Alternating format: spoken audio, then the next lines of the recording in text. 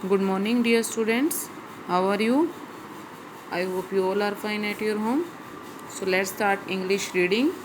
आज हम करेंगे sound of I, page number 6। आपने किया भी है sound of I. PIT pit, BIN bin, SIX 6, LID lid, PIN pin, TIN tin, ZIP zip, HILL hill. अब आपको वर्ड्स दिए हुए हैं, इनसे रिलेटेड वर्ड्स हैं तो आपने रीडिंग करनी है।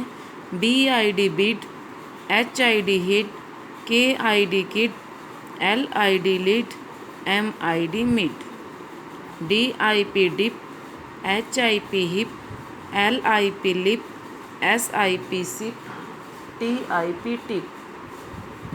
BIN bin, FIN fin, PIN pin, TIN tin, WIN win.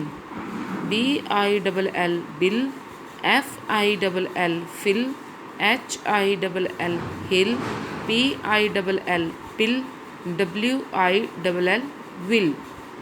KICK kick, LICK lick, PICK pick, SICK sick, TICK टिक।